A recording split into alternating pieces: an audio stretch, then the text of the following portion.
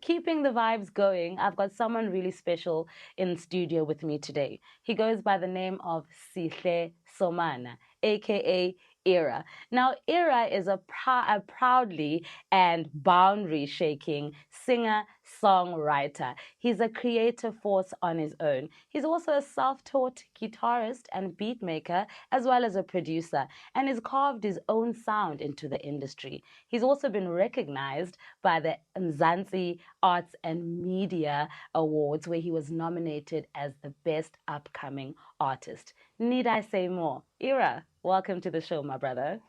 Thank you for having me. Long time. How are you feeling? No, it's been a while for real. I am feeling a little nervous, Yeah. but great overall. I'm in great company. Nah. So yeah, no complaints on my side. How are you? I love it. I'm well too. It's so great to see you and so great to have you here on the show. So I'm going to get straight Likewise. to it. First and foremost, tell us who is Sihle Somana and where did Irvh come from? Alrighty, Sihle Somana first and foremost. The most important part is that I'm somebody's uncle, guys. Lovely. I'm somebody's uncle, somebody's little bro, big bro, grandson. Yeah. You know, I'm a fun-loving person. I am both a lover and a fighter. For the reason that I've stated, that I really like put my family at the center of everything. Yeah. Even though I'm a fighter, I'll try to really dodge certain things because I don't want anything that's gonna like put them in the crosshairs or anything. You get Yeah. so yeah. I think overall an easygoing person. Yeah, there's not much to me. Yeah. All right, I love that. So now take us back to the beginning, all right? How did your journey in music really start? It's a bit of a long story, but I'll try to make it short. I've always known that I have the passion or the capability to sing, right?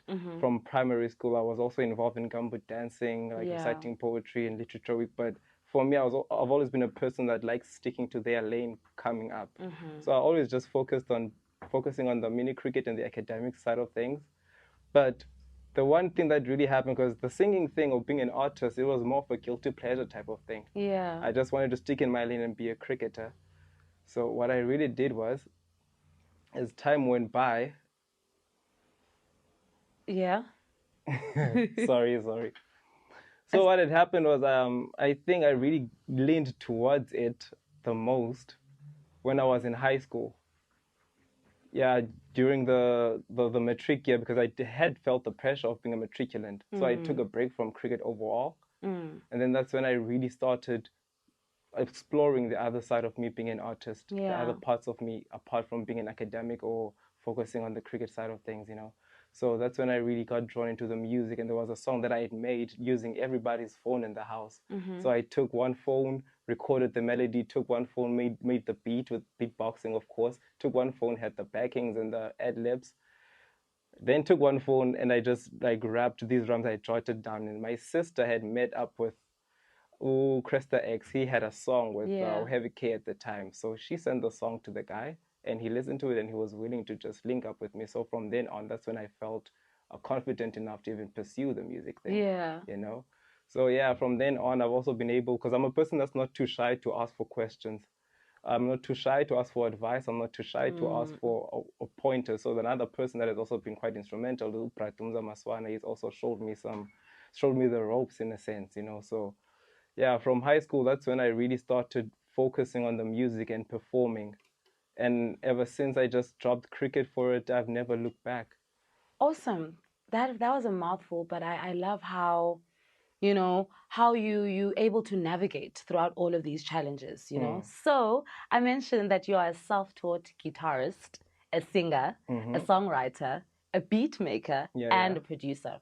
Now tell me, my brother, how do you navigate throughout all these mediums, especially in the industry that Tina we live in? I think that another thing that really helps me be able to navigate through everything is that I don't take myself too seriously. Yeah. So I'll just play around. I'm very playful when I work on my art or my music or my performances. I Yeah. just like to have fun. That's the main point of it. Because the main reason I even came back to the music thing, because I had taken a break. I remember having worked or tried to push it earlier on, I took a break from it, or I tried to run away from it. Yeah. But I was just drawn back to it because it was something that was a medium I could use to express myself and just Yeah. make myself feel better. And I realized that through it, I can just, make other people also feel better as well. So how I navigate through it is that I never really go into it knowing exactly what I'm going to do. If I pick up a guitar or I'm messing around on a piano or I'm messing around on Fruity Loops, I don't have a set idea that, okay, this is what I'm trying to do. I just let it take me where it wants to take me. And then I just communicate with it like that. And then we get a song, we get a project, we get a video or whatever it is. Love it. Yeah. How do you feel your sound connects with the audience, especially with the people here in Irvh? Yeah, that's a bit of a tricky one, right? Mm-hmm. Because, okay, I think because I use elements from that we're quite familiar with, yeah, right? Because I'm pretty much of a mad scientist when I put together the songs. So I think people do kind of recognize some of them. They know an 808, okay, that's a trap beat or whatever. They know those kind of things. So I think it kind of, in terms of sounds or the sonics, it does, like, people do hear it and they do kind of react to it. But I think the one thing that really gets to people is the lyrical content, because I focus mainly on social issues and social political issues, Yeah. So I know if I go and sing about something, it's something that you might have probably went through as well, or someone that has went through it. So it's easier to connect to the audience like that, But for me, because I started mainly in the university space, I have been quite blessed to have an audience that comes from different parts of the country. So to see my music transcend like that and be able to penetrate through different cultures and whatever you want to call it, Yeah. it kind of gives me the impression that at least people hear me. People hear you. Yeah. I love that, because music is like a calling, Yeah. right? Even if I say so myself. So you don't look for your audience actually finds you. Yeah. So I love what you said about that. And it actually reflects to the question that I have next, which is there's something powerful in how your music feels to someone in a personal manner. So tell me, how do you create a specific message or a vibe in your mind before you start, taking a pen and a paper?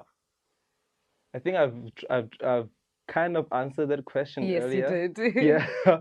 But really, for me, I don't have a set idea when I start working on a song. I like to lay out a melody first, and then whatever I hear from that melody, then that's what's gonna get whichever message I wanna really put across. And most of the songs that I've done, in fact, all of them, is just me speaking about personal experiences about things. Yeah. And I know that I live the things that I do in my day-to-day life, you probably experience them as well. So that's what really influences the music that I make, just speaking about something that I know the next person might have went through or is currently going through. Yeah. I want to be the person that hears you as well and understands where you're coming from through my music. When I sing and perform in front of you, you're gonna see someone that actually, you're gonna think maybe it's like you've told this person your life story, because I'm seeing something that you also going through. You get? Yeah. I'm not quite sure if I really articulated that properly. No, you did. You make the absolute sense. Yeah. So that really, when I do make my music, it's really not me having a set idea that, oh, okay, I want to make this type of a song. It's like a therapy session when I'm in front of a microphone and just speak to it. Yeah. Yeah. That's actually powerful. So now I asked you a question earlier, and I'm sure the listeners also want to know, where did Irvh come from? Yeah. Yeah. Oh, I missed that one. I should have answered it. Irvh, yeah, my nickname was Sira. Sure. Right? My nickname was Sira, but then because I've always had this urge to want to stand out and not be part of the crowd, I realized that there were a lot of Siras. And a good friend of mine, Olu Tukungi, she's a DJ. She was the one who was the first one to call me Ira, because she knew that I had an issue with so many Siras around. Everyone is Sira. So she was the first one to call me Ira. And then after a while, I was like, okay, actually, it has a nice ring to it. So I think I'll just use it, And then it was an Ira with an A, but then again, there was someone else that used it. So I thought, okay, let's just flip the A and make it a V. Make it look like an Irvh. Yeah. And some people even pronounce it like that. And I don't have an issue with it as long as you can recognize the person behind the music. Yeah, so that's where the name Ira comes from. All right. That's powerful, man. So lastly, tell us, what is next for Sihle? What should we look out for? What should we expect? Or let me rather say for Ira. For Ira. Yeah. Yeah. A whole lot of music. Because, okay, this is going to be a bit of a long answer. I've been planning to release a bulk of music since 2022, right? But what I had done, stupid enough, I like dabbling on the dark web and the deep web. So I Mm-hmm. downloaded some piece of software that really corrupted everything. Yeah. So since then, like I've been working on new songs. I have a whole lot of songs that I have in the vault, and even now I'm currently working on new music. Just yesterday, I made a beat just yesterday. That's exciting. So yeah, I'm just gonna wait for that, as my friend would call it, el click, when a thing comes and it tells me, okay, now it's time to release. So there's a whole lot of music on the way. Yeah. I can't give you a definite date, but I promise you, you'd be the first one to know when I'm ready to come out with the new music and stuff. All So right. that's what's coming up next. Next. Yeah, but I would like to take this opportunity as well to apologize to the people that have been waiting for something, because I told them last year that I was going to drop something. But you know how life is unpredictable. In a Sure. space of like 2 months, I already said RIP to 8 people that I loved dearly. My goodness. So that really like absolutely gutted me. I just did not have the energy nor the enthusiasm to release new music, because this thing really needs you to be on top of it. So how am I going to show up to a show when I am not When you're feeling not it, feeling 100. So yeah, I would like to apologize for that, but definitely, music is coming. Music is coming. Yeah. Well, on that note, that was my very good friend Sihle Somana, aka Ira, not Irv. We're very grateful to actually have him here in studio and share his story. And just so you guys know, there's more music coming up.